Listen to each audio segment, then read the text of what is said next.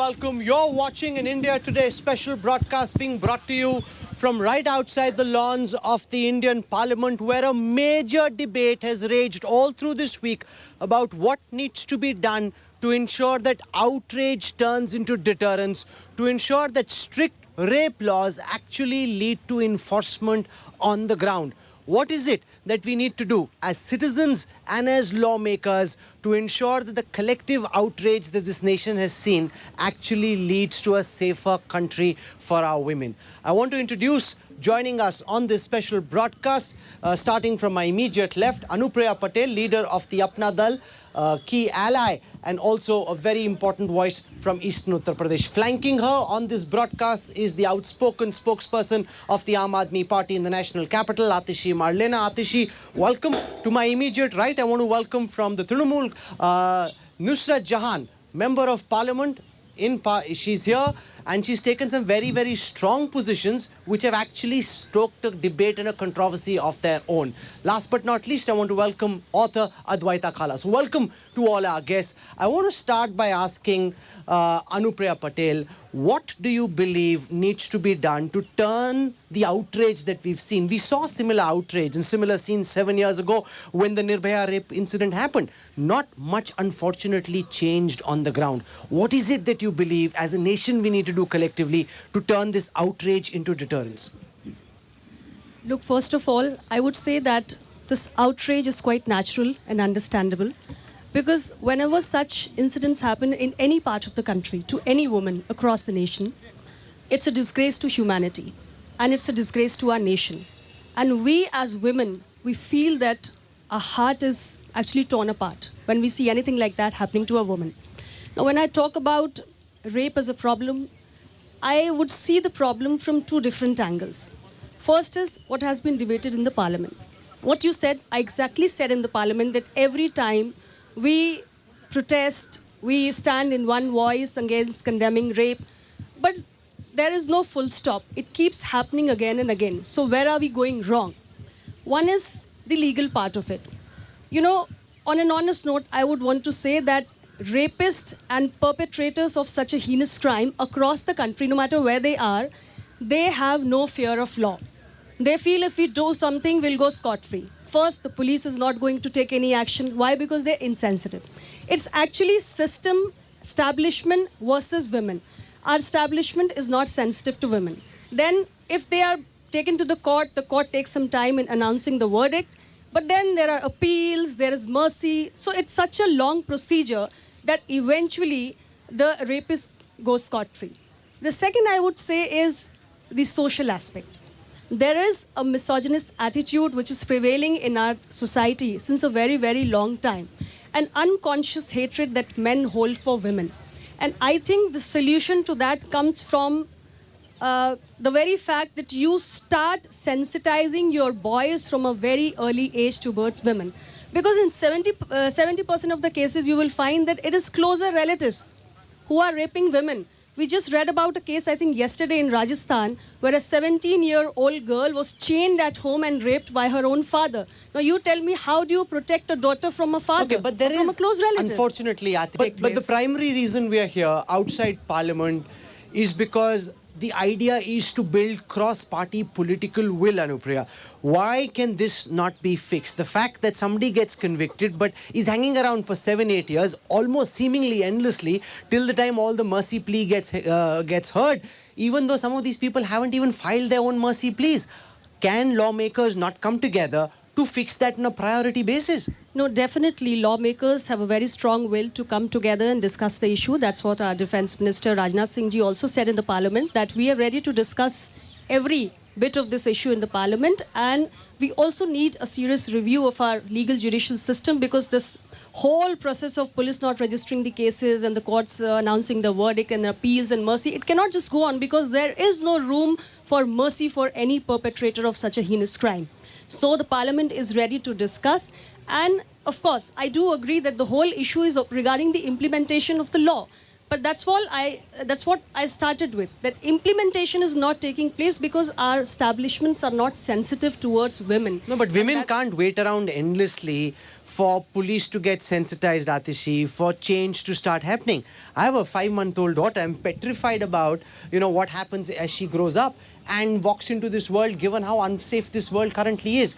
Is it possible, you believe, for Parliament to come together to ensure that if somebody gets convicted, whatever the punishment is, whether it's a life sentence or it is a capital punishment, that is meted out almost immediately, as expeditiously as is possible? No, absolutely, Rahul. And I think that the time has now come for this cross-party consensus to be built. But I think what we need to realize is that even if we do that, that is not enough. I think very often our outrage ends at the fact that we have a new law, and we did after the Nirbhaya case. We might even have another new law now. But as I said, justice has to be meted out every day. It's not just about the quantum of punishment. I think one of the reasons why such heinous crimes happen in our country is because everyone thinks that they're going to get away with it. There is no swiftness of punishment, and there is definitely no certainty of punishment. Why do you think that's the case? Because a death sentence is about as serious a punishment as punishment can get. If people are not worried about death sentence, then what will they ever be worried about? Because they know the fact that there are not enough investigating officers. They know the fact that there's enough corruption in the system that you can get away with far less serious and stringent penal codes being imposed upon you, because they know the fact that evidence can be tampered with, because they know the fact that you are going to get date after date when the judicial process is on. So if there was swiftness and certainty of punishment, that is what causes deterrence. Okay, no, let me put Nusrat this question, because the reality is there's a lot of blowback after Kabir Singh. The film came in Bollywood, where you've got this protagonist who is beating up his girlfriend and almost drawing some vicarious pleasure out of it. And a lot of people would argue that it's the manner in which some of these films are made that make boys in society believe that it's okay to be tough, it's okay to do this kind of thing, and that there'll be no consequences, almost seen as a sign of machismo. Do you agree? And how do we change that? I totally do not agree to that, because people who watch films, I'm sure they watch films to get sheer entertainment, and there's a lot of hell and heaven difference between the real life and the real life. So I don't think people should draw any conclusion from films. Just then walk inside the cinema hall, enjoy the film, and take the right kind of message and come out. So I don't think films should be blamed on this. But like we were talking about changing mindset, we cannot change mindset over a fortnight. That is not possible. But I genuinely feel that where we lack faith in the administration. We do. Like, for example, if I tell you, if I feel very scared today as a girl, if I feel very scared, before calling up the police or calling up 100, I would call up my dad. I would do that. Why? Why is this? I think a lot of us would be doing that. Why? Because I think we lack that faith in the system कि भाई आज Swiggy या Uber will come to me within 2 minutes, but the cops cannot. So we need to see to this and not anything else. We need to make sure that whenever we are in trouble, we need to have that faith that we can get in touch with the police and we can have, rescue immediately. No, I agree with you when you say that mindsets can't change in 15 minutes. But are mindsets changing at all, Advaita? Is the new generation of boys who are growing up at this time of a mindset which is different from the earlier generation of men? Or do you think that the mindset is largely the same, and therefore 15, 20 years later, we may be back, or our successors will be back having the same kind of conversation? First I want to address what she was saying about Bollywood. As you know, I write scripts, and Kahani was my film where the female protagonist was pregnant, Vidya Balan. And there was a very decided thing that I did was I wanted to desexualize her to a certain extent, because the kind of sexual objectification that you have in our cinema, and now in the prevalence of porn that is available, a consensual porn, non-consensual porn across platforms without any kind of segregation in terms of age, are shaping and forming attitudes, especially in a country where we refuse to acknowledge sex education. We don't want to talk about sex education because of some sense of propriety, but our children have access to the worst kind of imagery, to the worst kind of advertising. So like the people at Anad come out and say these are MPs being extremist when they ask for immediate hanging or chemical castration. Just for my understanding, how many support that idea here? Would you support it, Advaita? Immediate hanging or chemical castration? No, I do believe in the due process of law, but there has to be there has to be limitations. You can't have murky petitions with no time limit that presidents and governors can sit on for years. Would you support, Nusrat, something like chemical castration? I would, but again, like Advaita said, that there should not be things wherein we can actually get in and then try and save them later. First, we'll say we can put them to death sentence, and then say that we can have a mercy plea and we can take them out. Nothing of that sort. And this entire justice should be given in a stipulated amount of time. Anupriya, the AIDMK MP arguing for very strong action like chemical castration. Would someone like you support that? I think it's a matter of debate in the parliament. And what's your view? We're having a debate virtually in parliament, slightly outside on the lawns, but virtually in parliament. Go on. No, I think the law should decide that. I wouldn't agree or disagree with it. But I think that stringent punishment is definitely required, but I would repeat the same thing again, that unless it is swift and certain, whatever punishment we may introduce, it will have no impact if the perpetrators think they're going to get away with it and nothing is going to happen for a decade. Mimi, would you support immediate hanging, chemical castration? I would support anything which is which will be faster, swift, so that the parents doesn't have to wait for their child. Like, what happened to my child? She's dead. But what happened to the accused? They are still in the jail for 15 years. Not 15 years, not 7 years. It should be done immediately. It should be done. Like, it should be fast, it should be swift, but anything which law says that we can do it immediately, I am with it. Many parents, I mean, obviously there are more evolved parents as well, but many parents don't want to touch when they're talking to their children, pretending almost as if it doesn't exist. Like, brush it under the carpet, बात ही नहीं करते इसके बारे में. हमारे यहाँ बात नहीं होती इस सब चीजों पे. ठीक बात है, I agree, and on the other hand, you get what you get in Palika Bazaar, and that is the kind of information that children in our times... That's totally the wrong kind of sex education. Absolutely, and I think that I entirely agree with Advaita that these are the real issues that one needs to begin to talk about. And of course, education is needed. Of course, sensitization of boys is needed. How we bring up our sons and how we bring up our daughters, I think there's something fundamentally that needs to change in that. No, but Mimi, when you heard the debates in Parliament, did you get a sense that our parliamentarians, especially the men, are serious about trying to deal with this issue? Or are they only joining the outrage so that it doesn't seem as if they don't care? No, I am they are sitting in the most responsible place in the country. I don't think they are fooling around there. They're quite serious, and whatever the outrage was in the parliament, I think it was very genuine and people wanted it from heart. So the terms like public hanging and these things came out, but I don't think people meant it like against the law. It should be with the law. If the law says that you will be hanged in front of the public, then it should be done with that, but with proper law. And again, I would like to say the law has to be immediate. Okay, so what are the specific changes when it comes to amending the law? We've heard the NDA government say, Advaita, that they're willing to make changes to the law. Ministers have said so on the floor of the House. What specific changes do you believe need to be made? I'll start with Advaita and I'll come to you, ma'am. Advaita. I'm okay with the law.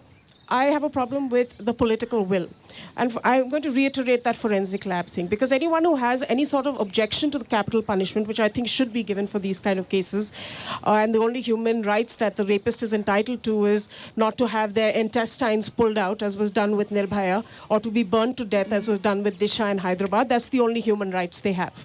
Otherwise, just punishment would be what those parents are asking for, that do unto them what they have done to our children.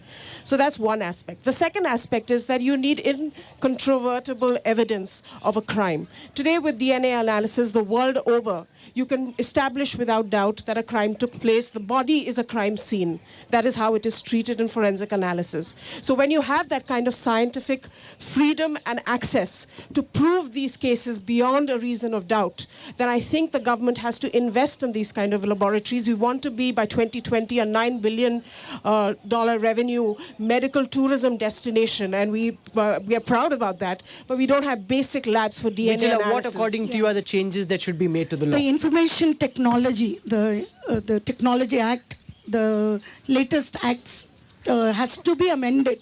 We have to go further, amend it and ban all such sites from, because it has to be brought by the parliament directly to go and ban all these websites.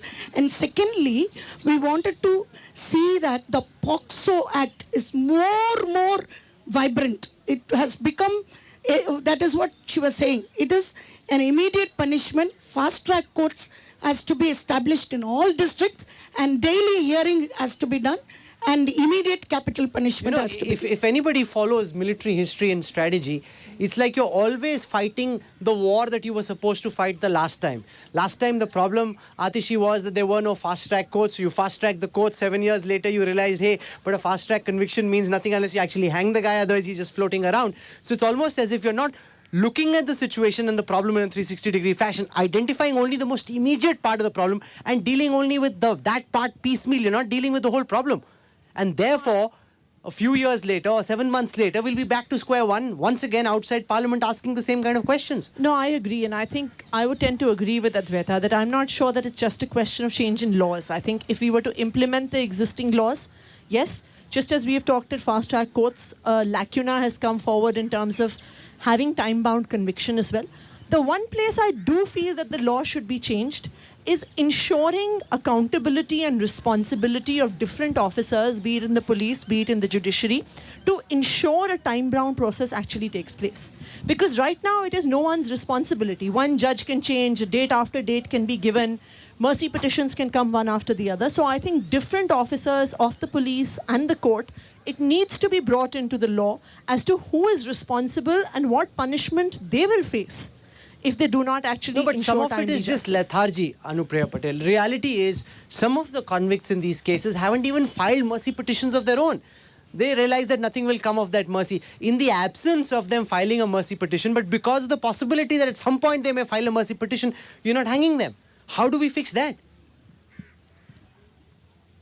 Yes, I agree with you that this kind of lacuna is existing, and I think we can only fix these things by more and more discussions, raising our voices and trying to change the mindsets of people and creating a sort of a social pressure on the system as well, because unless the system and the establishments feels pressurized and more accountable, these kind of changes No, but I was cannot take speaking place. to a few of the women in our news floor, and Mimi, some of them said, what's the point? Each time we get outraged, we work ourselves into a frenzy, we make all these stories, we do all these shows. Ultimately, nothing changes. So the question will be asked is, does the outrage help? A lot of people who felt very passionately, written very passionately, would wonder, does anything ever change? That's what I said when I first came here, that people gradually they become tired of this outrage, like continuous tweets, continuous march, continuous doing everything. So the system has to be strong. That's what I'm pleading for. The system has to be strong. It's not that you are making the accused sit for an innumerable number of years, and then probably he has only forgotten what he has done. So you can remember, right, what he's probably preparing his mind for his next action. हम बाहर निकल के तो और भी कुछ कर सकते हैं. 7 साल तो बैठना ही है जेल में, बस खाएंगे पिएंगे ऐश करेंगे, like this. No, this is really, Advaita, the problem number one. The fact that there is a general belief that you can get away with these actions, and the general sense that all that will happen is maybe you'll end up in jail, which for some of these people could be better than the lives that they were leading earlier, because if you're stuck in a very terrible place, a jail is actually more settled and more comfortable. Absolutely. I'll give you an example from just, I think yesterday. In Bihar, there was a young girl who was, there was an attempted molestation of her by 3 men. So guess what the punishment or the conditions for bail that was set by the judge? He told them that you have to apologize to her, say sorry to her for 15 days in a row. And here's the clincher. These are suspected pedophiles. They have to do community service in schools. So you're basically putting pedophiles in direct access with children. So this is the kind of wisdom that is there in our courts, which are run by men mostly, when it comes to issues like this. So I think you have a huge problem when it comes to sensitivity, to even acknowledging and understanding the kind of crime rape is. But imagine, Nusrat, if that can happen in a court, where you've got a learned judge taking this kind of decision against pedophiles, that just shows the complete lack of sensitivity in even those you assume are more educated than those who are not. Then what's the difference between those who are literate and those who aren't? Which is why we are all standing today and raising our voices, and the nation, all the women, and also men. I wouldn't just keep men aside. They're also raising their voices.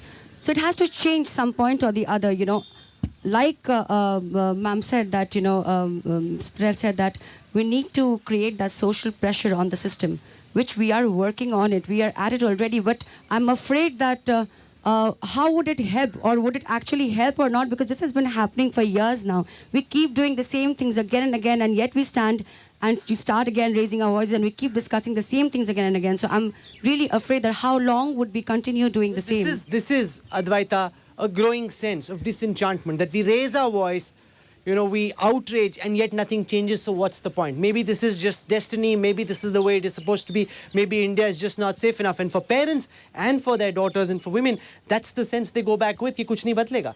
Absolutely. And, there is a radicalization of sorts happening. We are quick to find reasons for radicalization when it comes to terror. But you look at the way women have been brutalized through the ages. Do we need to have now fight for the right to bear arms? Because let's remember what rape is. Rape is a power crime. It is a crime where the male sex organ is weaponized and used as a weapon against a woman. Now, if you want an equal platform, then you arm the woman with a gun. And I'll tell you this, the most gentle woman, when assaulted in that way by a man, if there was an equal footing and she had a weapon of her own choice, would pull the trigger. Now, and I'm not being here's the dramatic. problem. It is a fact of the Anupriya, matter. This is how violent unless as a the crime society is. and as parliamentarians, everyone can get together to deal with this. This is the kind of sentiment that will gather steam.